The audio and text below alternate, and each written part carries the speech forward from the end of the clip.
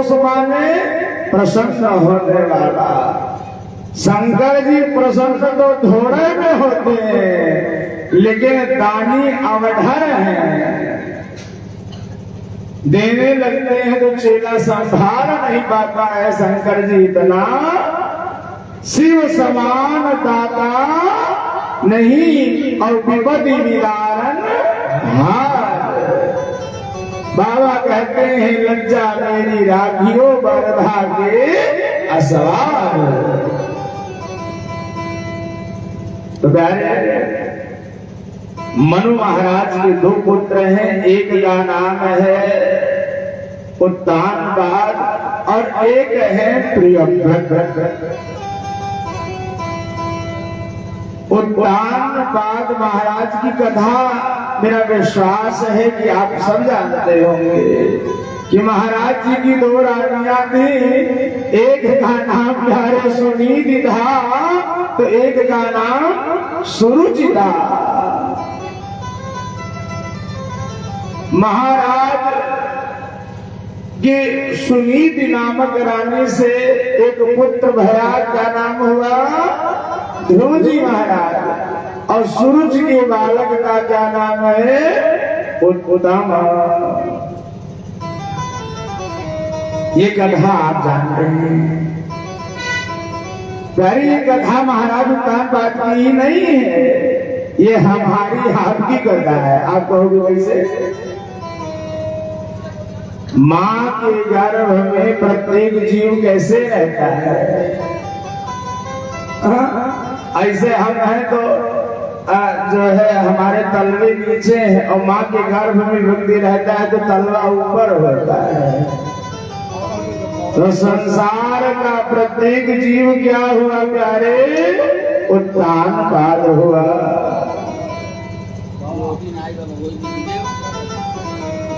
और कहते कि हमें आपको अच्छा आप बताइए, हमें आपको क्या प्रिय? महाराज को दो रानियां थी ना, एक का नाम क्या था? सुनीति और एक का नाम था सुरुचि। अच्छा सु शब्द हटा दीजिए, सु उपसर्ग हटा दीजिए तो क्या बचा? नीति। और क्या बचा? रुचि। आप बताइए नीति की बातें आपको अच्छी लगती है ना?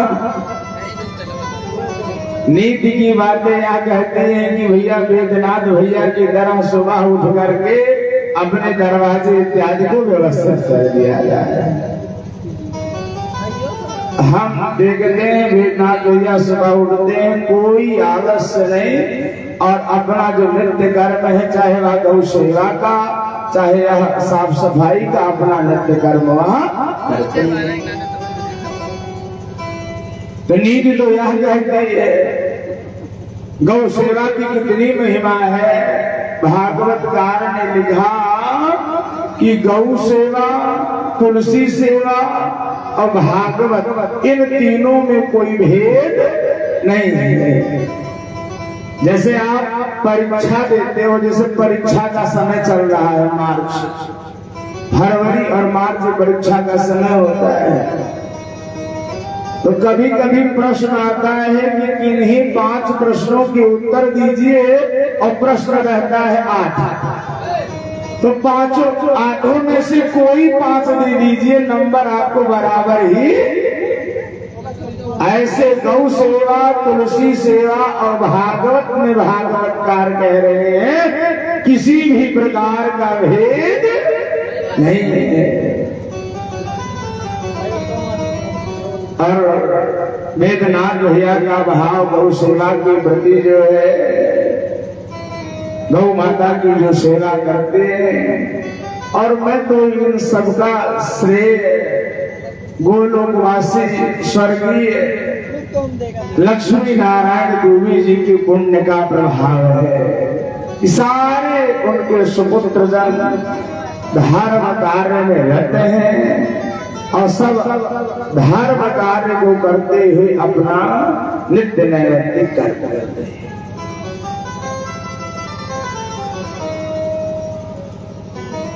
आज वह जिस लोक में होंगे अवश्य भगवान के धाम में होंगे।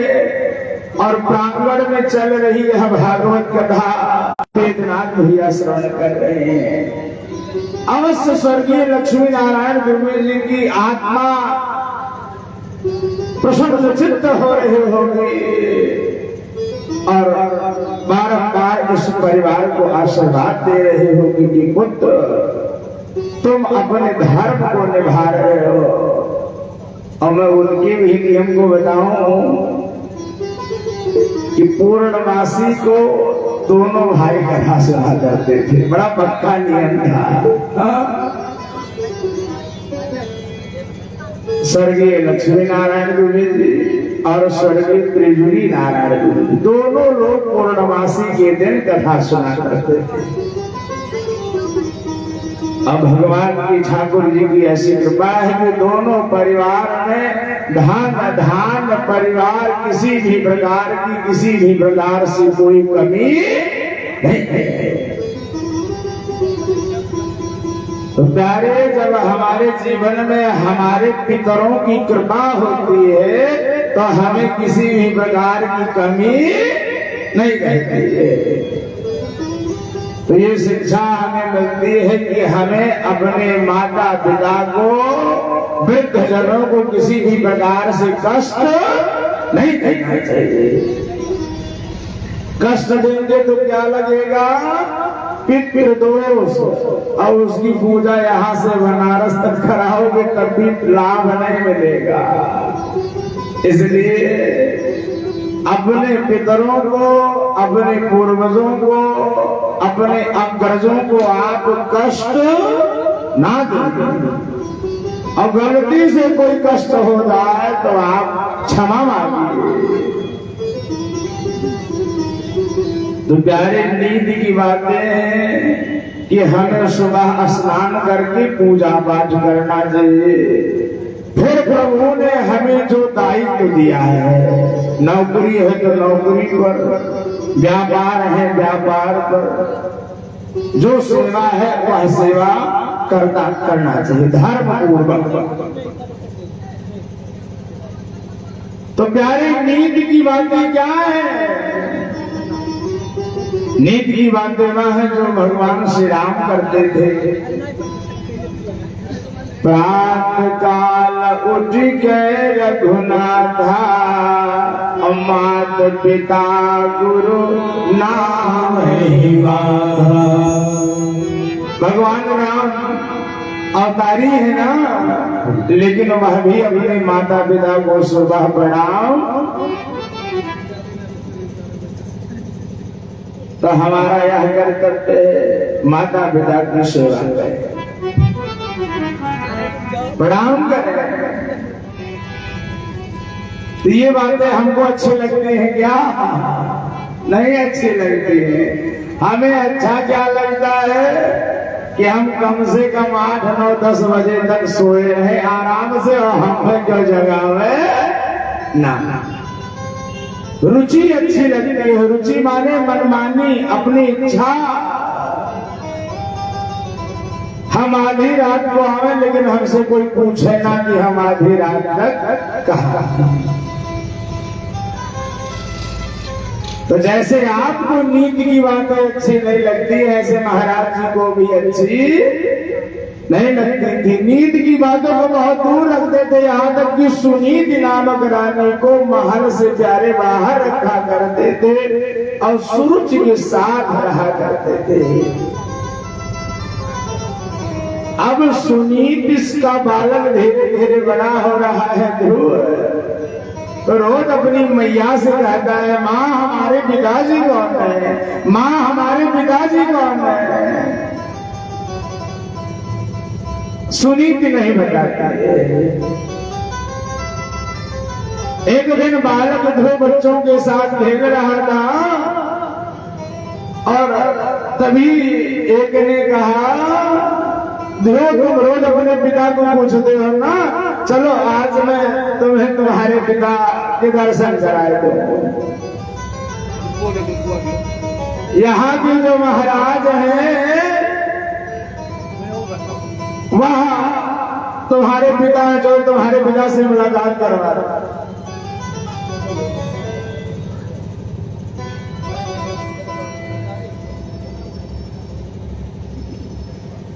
और सुखदेव जी महाराज कहते हैं भरतचित्त,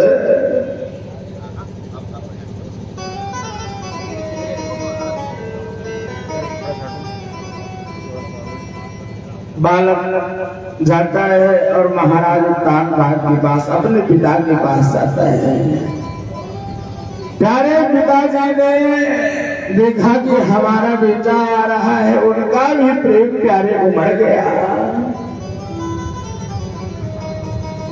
और बालक भी बहुत दिनों बाद पिता को देख रहा है, गोद में बैठना चाहता है। महाराज उत्तान गोद में बिछाने के लिए आगे बढ़े, बालक भी दौड़ करके गोद में बैठना चाह रहा है, गोदी में चढ़ गया और तभी सूरज ने कहा, हे बालक, तुमने जो है सुनीत के गर्भ से जन्म लिया है, तुम इस गोद में बैठने के अधिकारी नहीं हो। अरे तुम्हें इस गोद में बैठना है तो जाओ तपस्या करो, और यदि तपस्या से भगवान प्रसन्न हो गए तो भगवान से वरदान मांग लेना कि मैं अपनी छोटी माँ के गर्भ से जन्म लूं, तब तुम इस गोद में, इस गद्दी में बैठने के अधिकारी हो गए, अन्यथा नहीं।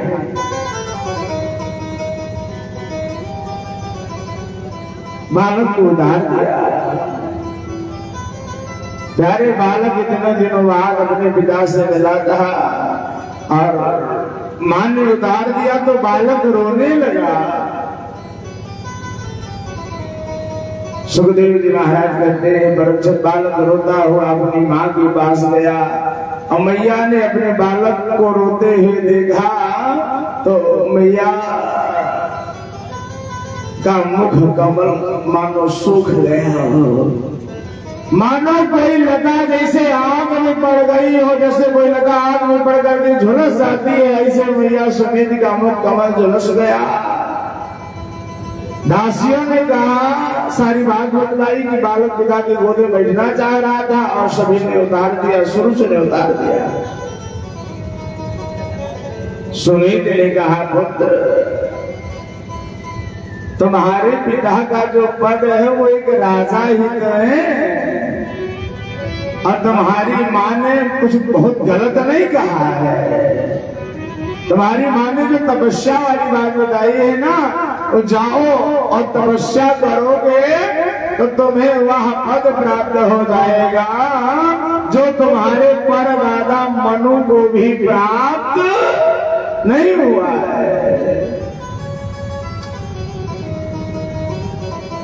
बालक ने विचार किया कि जो बात मेरी छोटी माँ ने बहुत गुस्से में कहा, वही बात मेरी माँ प्रेम से कह रही है, तो इसका मतलब बात बिल्कुल अच्छी है। भाई कहीं आप जा रहे हो, आपने रास्ता पूछा, एक व्यक्ति ने वही रास्ता बताया और अगला से आपने पूछा, उसने भी वही रास्ता बताया, तो आप मान लेते हो कि भैया रास्ता बिल्कुल ठीक है। बालक पड़ा है। प्यारे, संसार की हर वस्तु ठोकर लगने पर क्या होती है? टूट जाती है। लेकिन यदि कोई इंसान सच्चा है और उसे जिस दिन ठोकर लगी, प्यारे, उसके विकास का श्री गणेश हो जाता है। बालक ने गड़बड़ा, मैया ने रोका नहीं। बालक को जाना कहाँ है नहीं मालूम, मंत्र क्या है नहीं मालूम, भगवान दिखते क्या है नहीं मालूम, निकल पड़ा सो निकल पड़ा।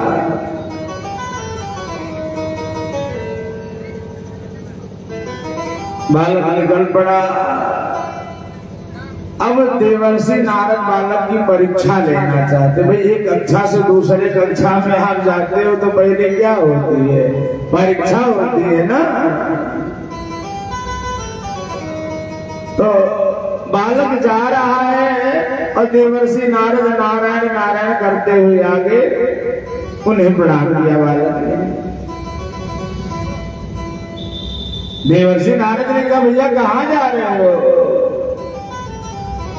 कहा भगवान को पाने के लिए जा रहा हो। तो कहा अरे 5 साल के हो, चलो तुम्हारा अभी खेलने का समय है।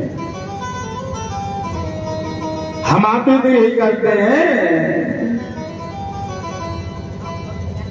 लड़कपन खेल में खोया, युवावस्था नींद में खोया, बुढ़ापा देख कर रोया।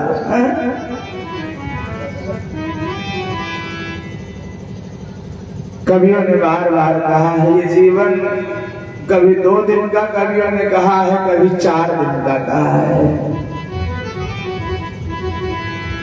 और सुख आप भौतिक संसाधनों से चाहते हो, लेकिन असली सुख प्यारे भजन कीर्तन नहीं। अच्छा आप बड़े बड़े धनियों को देख लीजिए, जिनके यहाँ बहुत धन हो, वो भी भजन कीर्तन करते हुए आपको मिल जाएंगे। कवि कहता है राम भजन सुखदाई। कवि कहता है भगवान राम और कृष्ण का नाम ही सुख दे सकता है। ये भौतिक संसाधन ये राम और कृष्ण यही आपको सुख प्रदान कर सकते हैं। कवि कहता है राम नाम सुखदाई, भजन करो भाई जीवन दो दिन का। राम नाम सुखदाई, भजन करो भाई जीवन दो दिन का। राम नाम सुखदाई, भजन करो भाई जीवन दो दिन का। राम सुखदाई, भजन करो भाई ये जीवन तो दिखा। राम नाम सुखदाई, भजन करो भाई जीवन तो दिखा। राम नाम सुखदाई, भजन करो भाई ये जीवन तो दिखा। कवियों ने कहा है ये जीवन क्या है? जंगल की लकड़ी है। कवियों ने कहा ये जीवन जंगल की लकड़ी, ये जीवन जंगल की लकड़ी, ये जीवन जंगल की लकड़ी, ये जीवन जंगल की लकड़ी। जंगल की लकड़ी हाँ जंगल की लकड़ी, जंगल की लकड़ी हाँ जंगल की लकड़ी। ये जीवन जंगल की लकड़ी, ये जीवन जंगल की लकड़ी। आग लगे जल जाई, भजन करो भाई ये जीवन का मिलका। आग लगे जल जाई, भजन करो भाई ये जीवन का मिलका। राम नाम सुखदाई, भजन करो भाई ये जीवन दो दिन का। राम नाम सुखदाई,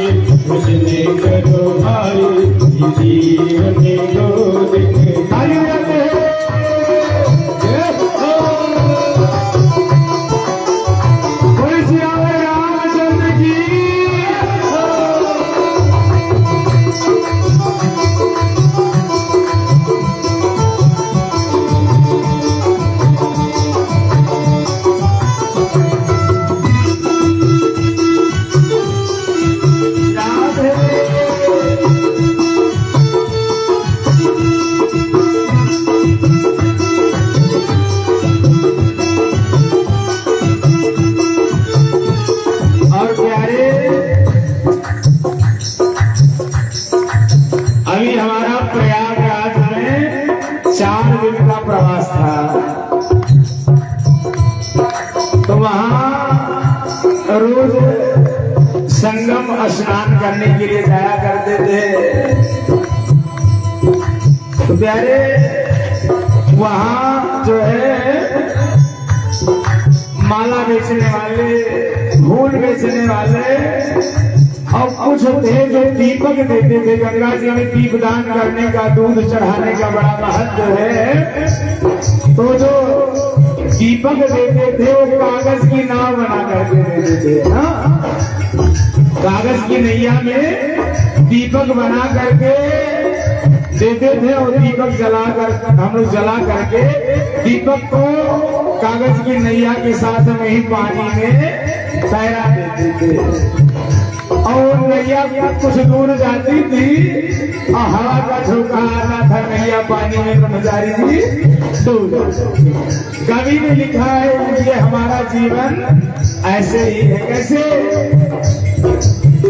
ये जीवन कागज की नैया, ये जीवन कागज की नैया, ये जीवन कागज की नैया, ये जीवन कागज की नैया, कागज की नैया, कागज की नैया, कागज की नैया, कागज की नैया, ये जीवन कागज की नैया, ये जीवन कागज की नैया।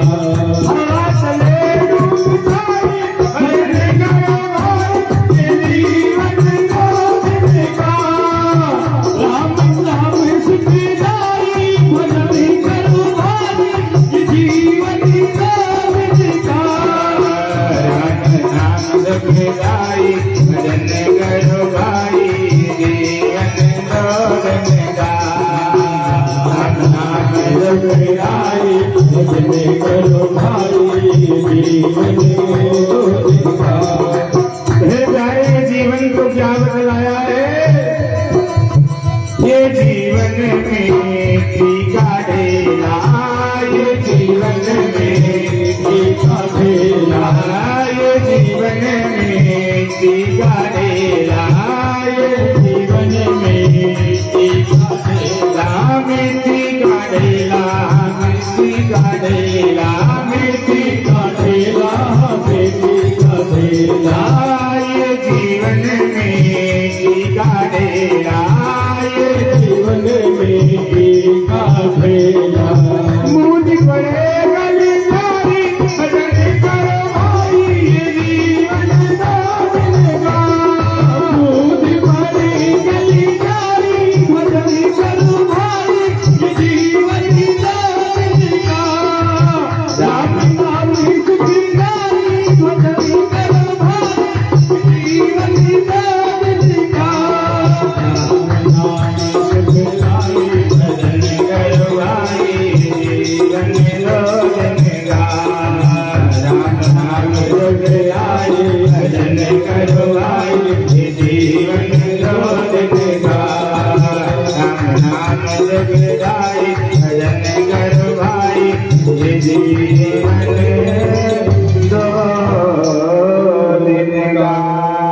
बोले भक्तवत्सल भगवान की, कृष्ण कन्हैया लाल की।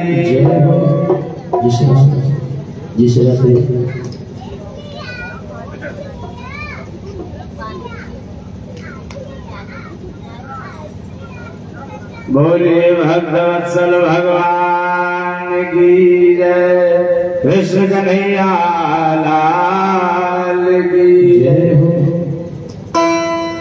बालक निकल पड़ा, नारद ने परीक्षा लेना चाहा, कहा चलो भजन कीर्तन, कहा भजन कीर्तन में पड़े हो, चलो तुम्हें खिलौने दिलवा दें, तुम्हारा विवाह करवा दें, और चलो तुम्हें तुम्हारे पिता की गोद में बैठा दे, जो कहो।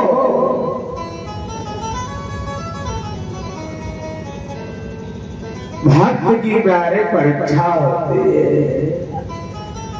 और परीक्षा कठिन लगती है कि नहीं लगती है? लेकिन जब परीक्षा पास कर लेते हो तो क्लास आपका बढ़ जाता है। तो सुखदेव जी महाराज परीक्षित से कहते हैं, नारद ने परीक्षा लिया और परीक्षा में मानो पास हो गए। और अब कहा ये बताइए कि हम जाएं कहाँ, भगवान दिखते कैसे हैं? कहा भगवान का स्वरूप सुनो, सशंख चक्रम सकिरीट कुंडलम सपीत वस्त्रम सरसीरुहिक्षरम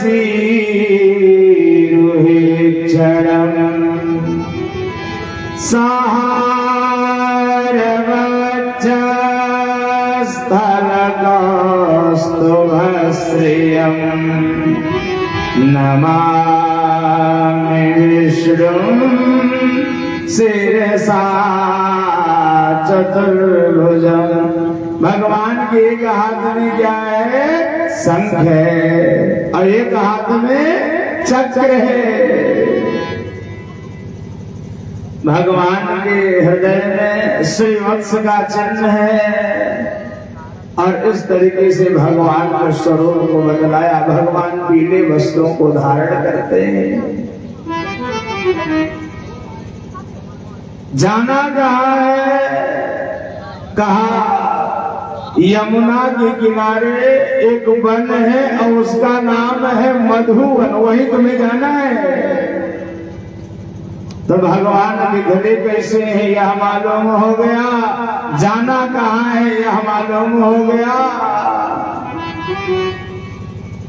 अब भगवान का मंत्र क्या है? तो प्यारे भगवान के मंत्र को बदलाया, कहा ओम नमो भगवते वासुदेवाय। ये भगवान का द्वादशाक्षर मंत्र है। बालक ने नारद जी की परिक्रमा लगाई, चल पड़ा और पहुंच गया यमुना के किनारे मधुवन। बालक मधुवन पहुंच करके यमुना में स्नान करता है। अगला दिन हुआ, भगवान की वही मूर्ति शंख चक्र गदा पद्ममाला अपने हृदय में धारण कर लिया। अब भगवान के द्वादशाक्षर मंत्र का जप करने लगा। और जैसे हम आप फलाहार की योजना बनाते हैं ना, जैसे व्रत रहते हैं तो पूजा कितना घंटा करेंगे इसकी योजना नहीं बनाएंगे, लेकिन फलाहार क्या होगा इसकी जरूर योजना बनाएंगे। प्यारे एक चैत वाला नवरात्र आ रहा है ना, और चैत्र वाले नवरात्रन से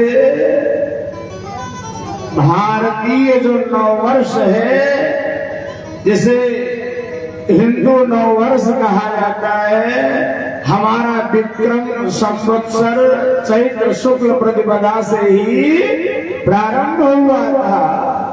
और इस बार कब पड़ रहा है? 30 मार्च को।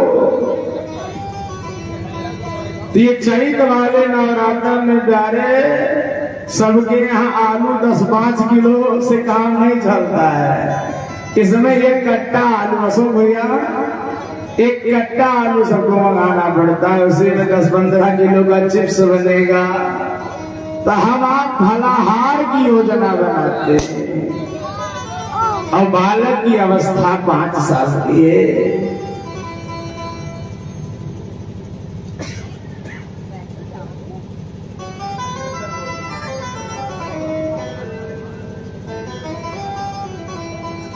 बालक की अवस्था प्यारे 5 वर्ष की है। और सुखदेव जी महाराज कह रहे हैं, परीक्षित बालक ने योजना फलाहार की नहीं बनाई, बालक ने योजना यह बनाई कि हमें जब ज्यादा करना है। और बालक ने ये निर्णय लिया कि हम 3 दिन तक कुछ खाएंगे पिएंगे नहीं।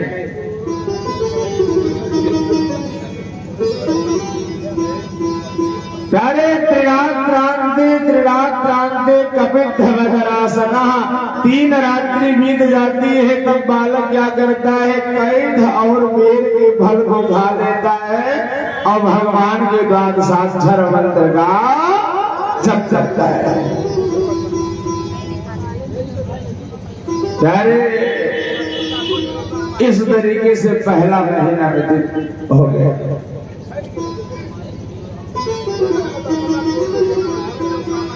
पहला महीना व्यतीत हो गया, दूसरा महीना लगा और बालक अब 6 दिन तक लगातार भगवान के द्वादशाक्षर मंत्र का जप करता है।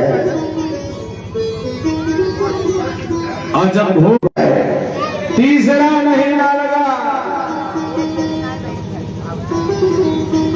बालक ने कहा अब हमें अपनी तपस्या और बढ़ानी चाहिए। आप अपनी आमदनी बढ़ाना चाहते हो कि नहीं?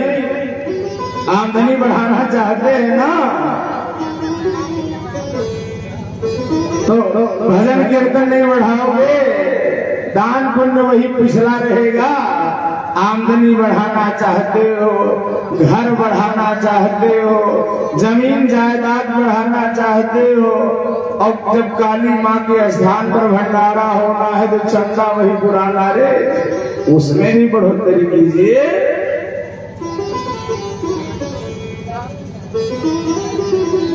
तो भजन कीर्तन कहा अब की तीसरे महीने में 9 दिन तक निराहार, और जब भूख प्यास लगी तो यमुना के जल को पी लेते हैं और उसी द्वादशाक्षर मंत्र का जप करते हैं। श्वास रोक करके और बालक क्या करता है, भगवान के उसी द्वादशाक्षर मंत्र का जप कर रहा है। प्यारे देवताओं की श्वास रुकने लगी, देवताओं की श्वास रुकने लगी। देवता त्राहिमाम करते हुए गए भगवान विष्णु के पास। प्रभु ऐसा लग रहा है कि कोई दैत्य अपनी माया फैला रहा है और हम लोगों की सांस रोक रहा है। भगवान विष्णु ने कहा ऐसी बात नहीं, एक बहुत कम अवस्था का हमारा चेला है और वो बड़ा कठोर तपस्या कर रहा है और उसी का प्रभाव है कि श्वास रुक रही है। तो कहा प्रभु जाइए और जल्दी से आप उस चेला को दर्शन दीजिए। उद्यमः साहसं धैर्यं बुद्धि शक्ति पराक्रमः खड़े के अत्र वर्तन्ते तत्र देवः सहायक। प्यारे देवता सहायता करते हैं कब? उद्यमः, जब आपकी कार्य करने की इच्छा होगी, आपके पास बुद्धि होगी, शक्ति होगा, धैर्य होगा, तो आपकी सहायता मनुष्य तो करेंगे ही करेंगे। प्यारे तत्र देवा सहायक। आज देवता गए हैं, भगवान विष्णु से कह रहे प्रभु जाइए चेला को जल्दी दर्शन दीजिए। और सुखदेव जी महाराज कहते हैं परीक्षित भगवान अब मधुवन में, और मधुवन में आए, चेला भगवान के द्वादशाक्षर मंत्र का जप कर रहा है। भगवान बुला रहे हैं बेटा ध्रुव, बेटा ध्रुव, और ध्रुव को ज्ञान ही नहीं है कि हमारे सामने भगवान आ गए। हमारी आपकी क्या दशा है? तिलकपुर मंदिर पर जल चढ़ाने गए और बढ़िया जूता पहन करके गए हैं तो जूते में ध्यान लगा रहता है कि कहूँ ये सदा हो हर हर हो जाए।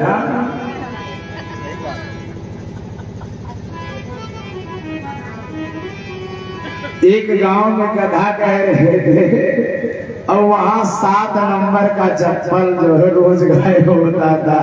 तो हमें लगा कि जो चोरी करने वाला है उसके पैर की साइज क्या है, 7 नंबर। रोज एक ही नंबर का चप्पल गायब होता था, वो नंबर था 7। तो 7 दिन की 9 दिन की कथा थी, तो वो 9 जोड़ी चप्पल का मालिक बन गया। तो सुखदेव जी महाराज कहते हैं, परीक्षित भगवान बुला रहे हैं, बेटा ध्रुव, बेटा ध्रुव। और भगवान के ध्यान में इतना लीन है कि जान ही नहीं पा रहा है। तो भगवान ने सोचा जगाया कैसे जाए। तो भगवान ने विचार किया कि जिस हमारी मूर्त को या मन में ध्यान कर रहा है ना, उसे खींच लिया जाए। और भगवान उसकी मन मंदिर में जो मूर्ति थी खींच लिया और हृदय से जैसे चित्रपटल गायब हुआ। बालक व्याकुल होकर के नेत्र खोलता है और नेत्र खोला तो जो मूर्ति हृदय में थी अब वही साक्षात भगवान सामने खड़े हैं। बोलिए भक्तवत्सल भगवान की, विष्णु भगवान की जय हो। भगवान सामने खड़े हैं। अब बालक मन में विचार कर रहा है कि काश मैं भी पढ़ा लिखा होता। बालक 5 ही वर्ष का तो था, विद्यालय का मुख नहीं देखा था। मन में विचार करने लगा कि भैया मैं भी पढ़ा लिखा होता तो मैं भी भगवान की बढ़िया बढ़िया स्तुति करता। तो भगवान क्या करते हैं, भगवान अपना शंख उस बालक के कपोल में छुआ देते हैं और 5 वर्ष का वह बालक चारों वेदों का ज्ञाता हो गया। अब बड़ी दिव्य स्तुति उसने की है। बालक ने कहा, बालक कह रहा है प्रभु कि जिसने हमारी सोई हुई बाड़ी को जगाया है, हमारा हाथ पैर हिल नहीं पा रहा था और हमारे हाथ पैर को जो समय चैतन्य किया, प्राणाम नमो भगवते पुरुषाय तुभ्यं।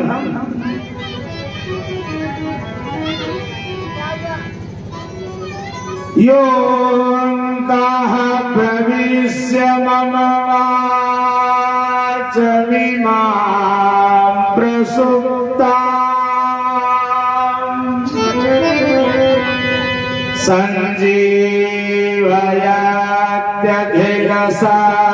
सञ्जीवयत्यखिलशक्तिधरः सधाम्ना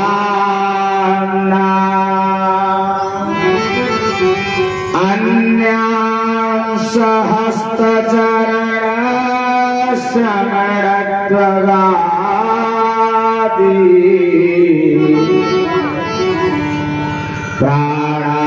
प्राणान्नमो भगवते पुरुषाय तुभ्यं। बालक ने कहा, प्रभु आपको बारंबार बढ़ाना है। अब भगवान कह रहे हैं कि ध्रुव मांग ले बेटा, ध्रुव तुझे जो मांगना है मांग ले। तो ध्रुव हमारे आपकी तरह थोड़ी ना है। हम आप तिलकपुर मंदिर पर जाते हैं, क्या कहते हैं कि भगवान हमारे बेटवा का नौकरी लग जाता, हम आपके यहाँ एक भंडारा करेंगे। यहाँ अरे वो बालक श्रद्धा भाव से गया था, मांगने की कोई भाव ही नहीं था, कुछ बोल नहीं पाया। तो भगवान ने कहा, पुत्र जाओ और जब तक तुम्हारे पिता राज्य कर रहे हैं करेंगे, और इसके बाद 36,000 वर्ष तक तुम राज्य का सुख भोगोगे और इसके बाद तुम्हारे नाम पर एक लोक होगा और उसका नाम ध्रुवलोक होगा।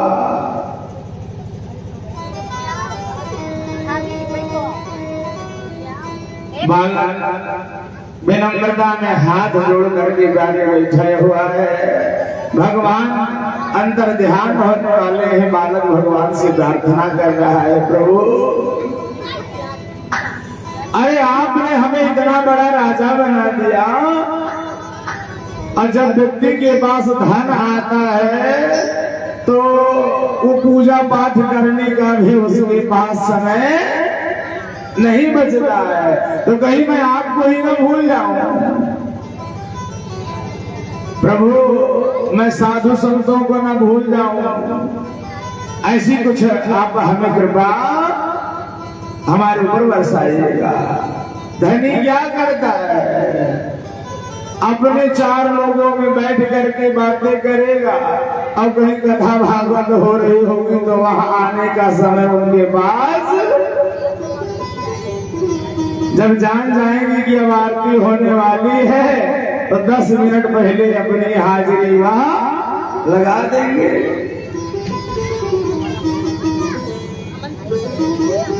सुखदेव जी महाराज कहते हैं बालक कैसे भगवान से प्रार्थना कर रहा है, भजन के माध्यम से जानते हैं। मैं तो जपूं सदा तेरा नाम, दयालु दया करो। मैं तो जपूं सदा तेरा नाम, दयालु दया करो। मैं तो जपूं सदा तेरा नाम, दयालु दया करो। मैं तो जपूं सदा तेरा नाम, दयालु दया करो।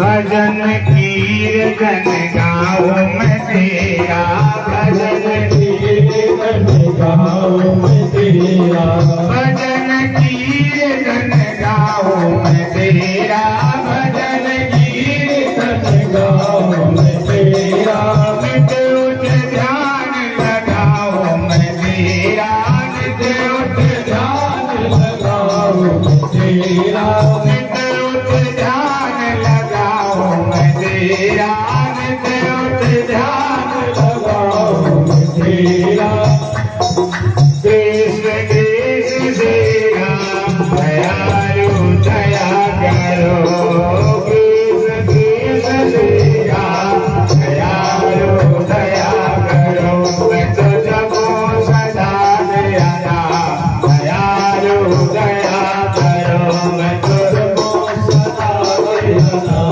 दयालु दया करो दयालु दया करो दयालु दया करो कृपालो कृपा करो कृपालो कृपा करो मैं तो जगो सदा दयाला दयालु दया करो मैं तो जगो सदा दयाला दयालु दया करो मैं तो जगो सदा दयाला दयालु दया करो मैं तो जगो सदा दयाला दयालु दया करो और कभी कहता है मेरे मन की ज्योति जगा दो मेरे मन की ज्योति जगा दो मेरे मन की ज्योति जगा दो मेरे मन की ज्योति जगा दो मुझको अपना रूप लगा दो मुझको अपना रूप लगा दो मेरे मन की ज्योति जगा दो मेरे मन की ज्योति जगा दो मुझको अपना रूप लगा दो मुझको अपना रूप लगा दो अभी कहता है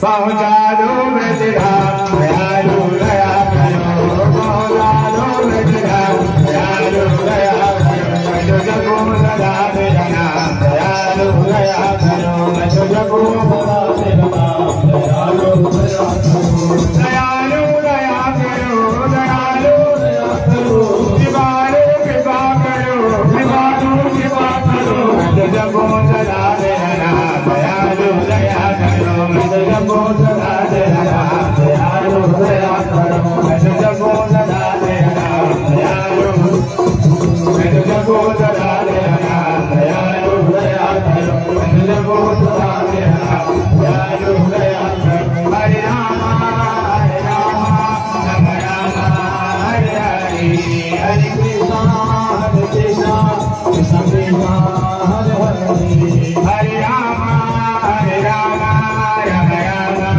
हरे हरे हरे राम राम हरे हरे हरे कृष्ण कृष्ण कृष्ण